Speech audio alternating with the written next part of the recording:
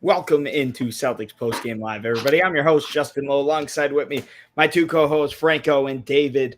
Boys, welcome into Celtics Postgame Live. This, I don't think we were doing the postgame shows when the Celtics put up a 56-point win in Chicago a few years ago, but that was the last time the Celtics had anything of a 50-point win. But tonight, they do so on the Garden Parquet, following up a huge game in Washington, a very winnable game in Washington. They beat the Wizards, take care of business, come home. Same thing against the Indiana Pacers, Franco. Now, listen, before I let you go, I do want to say I might sound like a broken record, and I've said this so many times to Rob. Honestly, all four games. This could have been very much so a 2022 Celtics loss. And when I texted you guys in the group chat earlier when Tyrese Halliburton was out, that is the Celtics kryptonite, a play-in team, a low playoff team. When they have their best player out, the Celtics always struggled. That wasn't the case tonight, Franco. It's when they lower their shoulders and think it's going to be an easy night. So far, we're only 4 games in, and I pray that they keep this foot on the gas throughout the rest of the 82 games this season.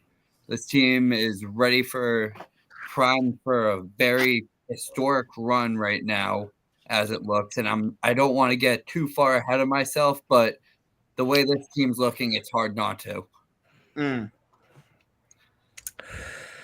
That was a game, wasn't it? Mm-hmm. 155 points is actually insane.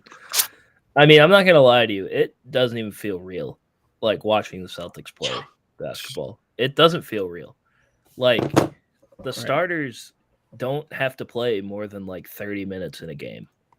25 Jayson Tatum had 26 minutes, and he dropped 30, and he shot 9 of 15. Like, this team is absolutely insane. And I know it's 4 games into the season, and there's still a long way to go. But until they actually lose, I'm convinced this team's going 82-0. Until I actually see them lose in real life, obviously they're not going to go 82-0. But until I actually see it, you can't convince me that they're not going 82-0 with the way they're playing right now. And obviously that's not going to happen, but still. With the way that they're playing is absolutely insane basketball to watch, and it's just been a fun ride so far. Yeah, I guess I'll chime in too. Really, really impressive stuff tonight. Just honestly, the biggest thing that's come up to me or stuck out to me is what we've been talking about in the group chat, where the growth of just the team from this year to last year has just been insane, where I saw this tweet that really summed it up, where the lead, they would say that this team last year, when they were up 21 at halftime, they would look to just nurse that lead, but we just kept the pedal on the metal, got the lead up to 35. I mean, this was the first time since 1982 we led by 35 points in back-to-back games. First time since 1992 we scored 150 points in a game. So it's just crazy. And the other little things, too, that stuck out to me are just the growth from Mazzulla as a head coach, buying some extra minutes or buying some extra rest early on, getting the early subs in after, we're going to be relying on that top 6 most of the season. So just being able to steal rest from them. The timeouts when it looks like other teams would start to go on a run. I mean, there's just so much growth, and it just speaks even so much more, to the team that Mazzulla has around of him, coaches, which – this is his staff. This is the staff that was handpicked for him.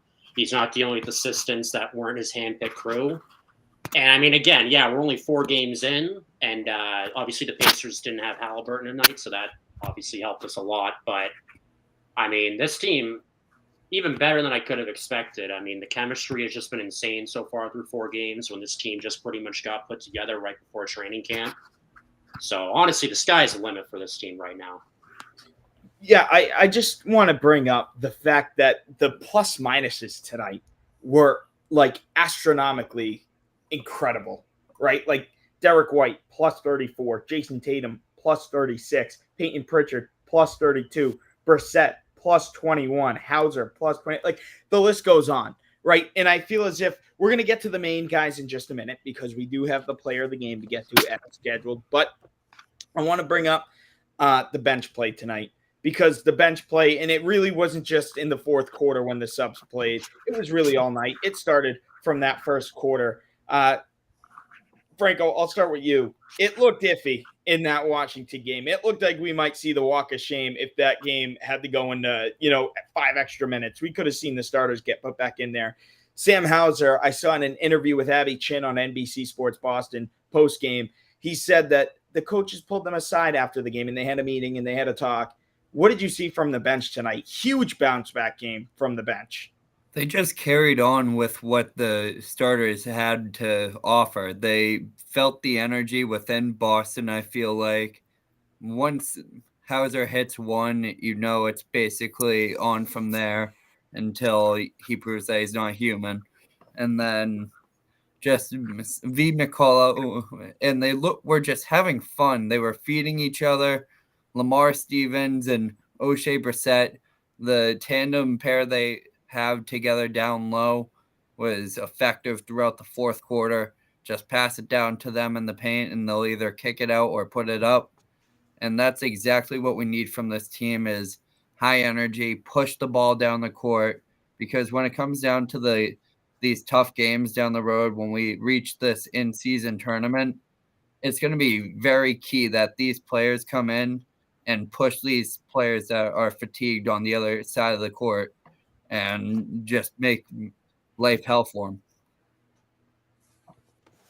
Yeah, I mean, there were a lot of questions. There was a little bit of concern after that Washington game because let's be honest here, that was not a very good showing from the bench. And that kind of shows the resiliency that some of these guys have as well.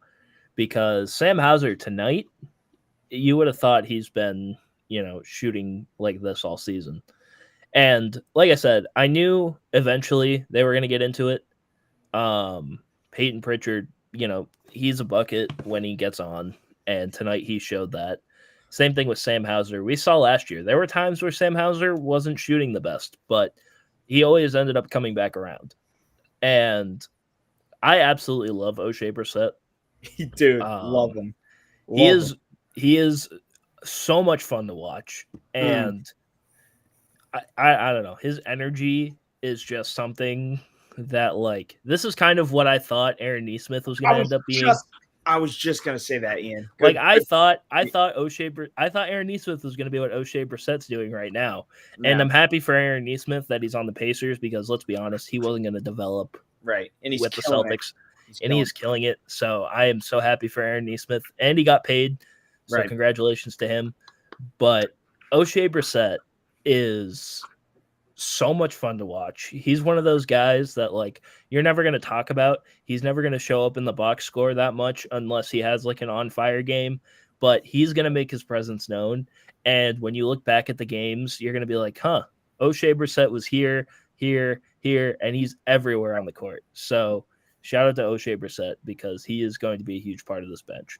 And with that Brissett point, we might not have won that Miami game, boys, if Brissett didn't go in. Remember, we were definitely double digits. And he only scored 2 points in that game. He was such a spark plug off the bench because we fell behind, I think, 13 early, and he just came in and set the tone. So I think we got a snapshot of Nesmith being like Brissett in the Miami Heat conference finals a couple years ago. But again, I mean, Brissett, he's bringing the energy so far. And quick shout out to Peyton Pritchard tonight with 9 assists. I mean, not only just scoring, but with playmaking. So something I guess I haven't given Pritchard too much credit for in the last couple of years is I think he's gotten better at just showing more energy and showing more hustle. I feel like he follows the ball wherever it is on offense and defense. He's poking at players defensively, trying to swipe the ball. So, Pritchard obviously wasn't happy with how he was handled or his role last year. But, with the trades and the moves we made this offseason, we freed up some time for him, rewarded him with $30 million. And, rough start, like we were saying, for him and for the bench as a whole this season. But, I thought Pritchard had a great night tonight. We talked about those bench guys. I want to bring up Jayson Tatum tonight. He had yet another short night due to the bench playing so good and the Celtics being up by 50 majority of the night. Jayson Tatum only played 26 minutes tonight, boys. He shot a very efficient 9 of 15 from the field, got a double-double with the team high 30 points and 12 rebounds. He also shot a perfect, not near perfect, 9 for 10 from the free throw line, 90%. Franco, I'll start with you. This new, like, it seems like every year we say the same thing about Jayson Tatum, right? Like, oh, he's just on another level. He's just on it. Like, he's just taking another step. He's really taken another step. Jayson Tatum is using that 6'8", now 226-pound body. Some even say 6'10", and he's working it inside the post. He's working it in the mid-range. He's taking his smaller defenders to the basket, and he's doing everything we've wanted Jayson Tatum to do, specifically, I'd say in the last year and a half to 2 years, not just settling for threes. Yeah, this year he's proving he's top 5 and not 5. It's going to be a really big season for him, and just this whole roster was completely constructed around JB and JT this year. Even the bench, these players, you can plug and play any of them as a lineup on the court together. You could put them in a randomizer and it would still be an effective team. They are built to succeed this year. Jayson Tatum, he's going to be able to stand out as that star player, be that scoring option with Derek White and Giroux feeding him, alongside JB being an outlet as well. Kristaps is forcing people inside, and it's just creating lanes for all of them to succeed. And it almost feels like there's too many cooks in the kitchen, but there's such a big kitchen that they're all feeding everyone. That's a good line. That's a good line right there, Franco. Yeah, I mean, Jayson Tatum, it feels like we've never seen this version of him before. In the past, anytime he would get the ball, at least even last year, there were times in this game where he had wide open lanes and he just took them because he can. Because, he's 6'10" and he's 226. That's what most 6'10", 226 players would do. But over the last few years, all we've seen him do is take open threes or contested threes or contested layups. That's pretty much his entire game. This game, he only shot 5 threes. 3 of 5. Would you have seen that last year? No. There was not going to be one game last year where Jayson Tatum shot 5 threes in the entire game. He would have shot 5 threes before the end of the first quarter last year. Right. So the fact that his mid-range game, which he's been trying to develop, it feels like his whole career. Like, it feels like it was always there. I think once it didn't work his second season, he started to, slowly fade away from that, focus more on the 3 ball. But Sam Cassell has done absolute miracles on Jayson Tatum's mid-range game because he looks absolutely unstoppable from there. And he's getting to the rim. He's just people are just bouncing off of him. Like, no one's actually guarding him. People are just bouncing off of him as he's going to the rim. And he's getting to the free throw line, which is, how he scores a lot of points. He shot 9 of 10 from the free throw line tonight. That I don't really know if there's anything else we can say about Jayson Tatum that hasn't already been said on how good he is this season. He's so good this summer. Exactly. Like, how he's going to continue. And, at this pace, I know Luka's going crazy. Is it out of the question to say he can be an MVP this year? I don't think so. No, definitely not. Team performance should have full effect on that. Luka might be in the play-in tournament this year. We're going for the number 1 seed. Record should affect. I know the Mavericks are also undefeated. They're currently losing to the Bulls right now, but it's 83-82. I do, since if we're gonna really quickly bring this up, I will let everybody at home know who standings watch all 82 games of the season. The Miami Heat are now 1-4 in a loss to the Brooklyn Nets, 109-105. Miami was up in that game considerably. And then the Toronto Raptors and the Milwaukee Bucks game, that game was not even a game from the jump. Dog walked them. Toronto Raptors absolutely spanked The Milwaukee Bucks, everybody was healthy for the Milwaukee Bucks. It was a 31-18 first quarter for Toronto. And I mean, just an absolute onslaught. And that was just a brutal game for Milwaukee. Now, I want to talk about Milwaukee for a second. Hang on. Fun fact, Sam Hauser outscored Giannis and Damian Lillard tonight. Combined. Wow. Unreal. Well, not combined, but in general. Giannis had 16, Dame had 15. I want to see why people aren't gonna, right? So, like, say the Celtics were 2-2. I feel like the Celtics would be getting slaughtered by the national media. And we talked about this, right? We talked about, Milwaukee won their championship. They got the validation from that. But the Milwaukee Bucks got smacked by who was it? I believe the Atlanta Hawks the other night. They just got smacked by the Toronto Raptors. And they also nearly blew a 26-point lead against the Miami Heat the other night. I don't know if any of you watched the game, but a total fourth quarter collapse. And it was like a 5-point game in the fourth quarter. Yeah, and nobody's really talking about that. And I get it. It's early in the season. It's the first first 4 or 5 games. But I feel like if it was the Celtics doing all this, we'd be hearing it totally different. But Milwaukee, let them gel. Let them gel, Franco. I haven't even heard anything on like Bleacher Report, ESPN, Sports Center, anything about us having a 50-point win tonight. I've on like the media hates us so much and they do not try to hide it. It is fantastic. I've enjoyed it. They hate us because they ain't us. Yeah, and I mean, let's be honest here. We would be hearing more talk about in Boston media if the Celtics were 2-2 right now instead of 4-0. Like us as a collective, we would be talking. Us as Boston fans would be talking more about a 2-2 potential start for the Celtics outside of a 4-0 start. So I can give Milwaukee slack for that. They are still technically a small market team. So you're not, and if you've ever seen Wisconsin type media, they're very, very forgiving. There's no way in hell Boston sports media and Wisconsin media is, there's no way they can compare when it comes to the negativity portion, in my opinion, at least. I've seen a lot of media towards that in Milwaukee. And, they like to give the benefit of the doubt most of the time, which I feel like is good. I feel like that's good because you're not always want to be negative all the time. Right. But at the same time, you do have to kind of think, what is the problem with this Milwaukee Bucks team? It's their defense. They have no perimeter defense whatsoever. Malik Beasley had 20 points. He was their leading scorer tonight. And it's just, I think by the time the playoffs comes, I think the Bucks will end up being a better team anyway.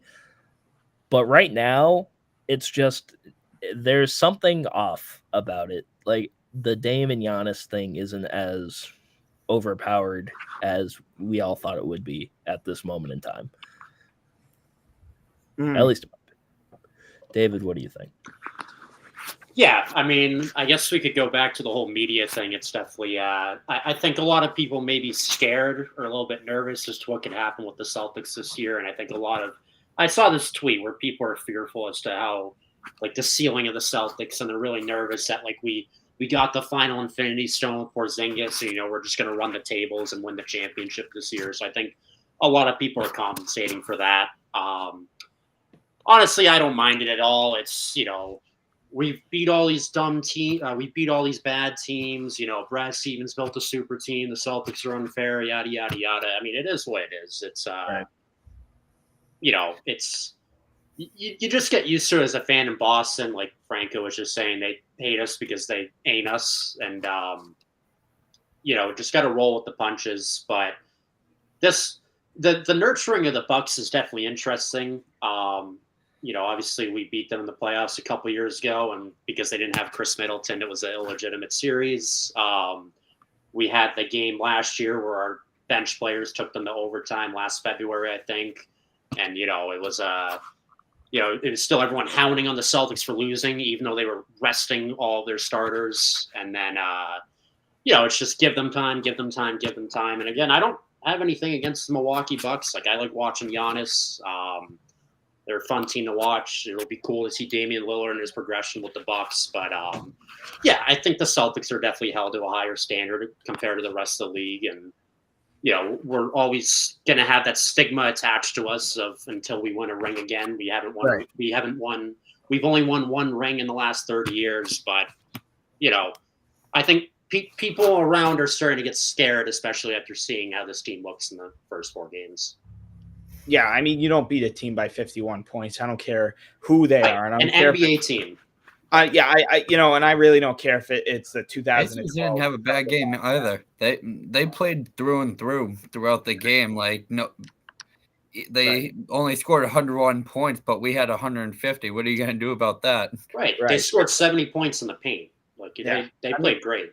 So that's another thing with the Pacers. In the first 4 games, they're one of the highest scoring teams in the NBA. I think they already put up 145 points already in a game. Obviously, Tyrese Halliburton not being available tonight probably had something to do with that, but I still don't think that justifies this. And this means, the Pacers pulled this one off. It's not like it was a nail biter and they were missing a couple playmakers and a couple scorers at the end of the game. I mean, 51 points is turn the sliders up and played on rookie mode on 2K.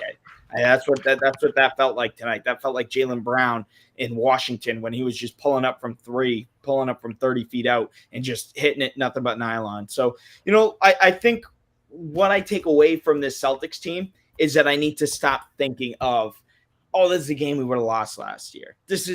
Last year we played, the Pacers played us. Well, it's like last year was last year. We're living in right now, right? And in all 4 games, maybe the Celtics do lose it last year. I don't mean to disrespect guys that were on the team last year, but this just feels different. Ian, you said this. This just doesn't feel real. I know we're only 4 games in. I know we're only 2 games in. We even saw it. Hell, you want to go back to the preseason? Celtics went 4-1 in the preseason, and they looked dominant. Even in their loss, they looked good, right? Yeah. So, here's my thing. This Boston team is the real deal. And again, you don't beat a team by 51 points after beating a team by – how much were the Celtics up by last night or 2 nights? They were up by a 35 at one point. It was insane. It was the Celtics were up by 37 at most against Washington. So 37, and then what was tonight? 55 or tonight 53? Was 53. And 53. Fun fact that you say that that is the tied for the second most. Well, the second biggest lead the Celtics have ever had in a game. The 51-point win is the 3rd biggest win since 2000 for the Celtics. So this win tonight was only topped by the 53-point win versus Sacramento last year and the 58-point win against Chicago in 2018. We smacked. I mean, Landon says we'll pull up a couple chats there. Very true. So nice not to have to stress about games we should win easily. I mean, and that goes back to my point. This is a game last year where I said in the group chat to the boys earlier, no Tyrese Halliburton, and we're playing a play-in team. This is just a recipe for disaster for Boston. This is a team, they relax their shoulders. They go out and they get complacent. That's a word we use throughout the playoffs. So let's just get complacent. They didn't get like that tonight. And guess what, guys? We only saw 11 minutes of Al Horford. All the starters played under 30 minutes. This was just a huge game. Even though it's early in the season, I feel like we didn't get that last season, at least not a lot, where guys were playing under 30 minutes. It felt like even when the Celtics were up by 21 with 5 minutes left, the starters still had to be in the game to close it out because we just sucked so badly at closing it out. Jack says, what are your thoughts on Kornet only getting 6 minutes while being up 50?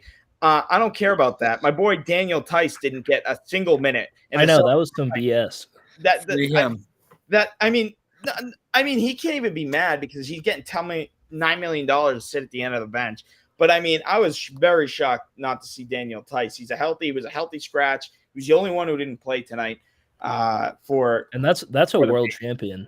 That is a world champion. I know, and he was honestly the best player on the world champion team as well. He was not. Next to Dennis Schroeder, who also. Well, yeah, but I mean, I look at this and I say this is a huge bounce back game. Number one thing you look for, especially early, is consistency. And you've seen that so far from the Celtics. So Boston is in Brooklyn. I don't believe this is a tournament game.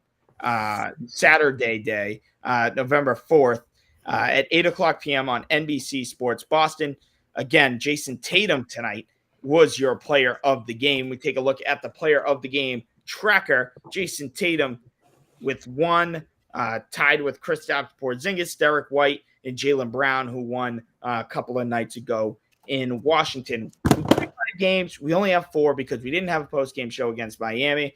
I don't really know who you could throw in that slot. I'd tell you right now, if it was an effort award, I'd definitely give it to O'Shea Brissett for that Miami game. But we are closing in on our time. But before we go, I'll swing it to each one of you guys. We'll start off with Franco, Ian, then David. Any final thoughts? Any previews into Saturday? Anything you have left? Just going to be able to rest my head very easily, and so will this team. Hopefully they enjoy this win tonight, and they have a 3-game road stretch coming up. Brooklyn, Minnesota, Philly. These aren't pushover teams, not saying that Indiana's a pushover at fully healthy or like the Wizards, but these teams are going to put up a fight against you. They remember what you've done to them in past years. There's going to be a lot of hope for them to get a big win over the Celtics because at the top you have the biggest target on your back. So let's see if they keep on pushing forward.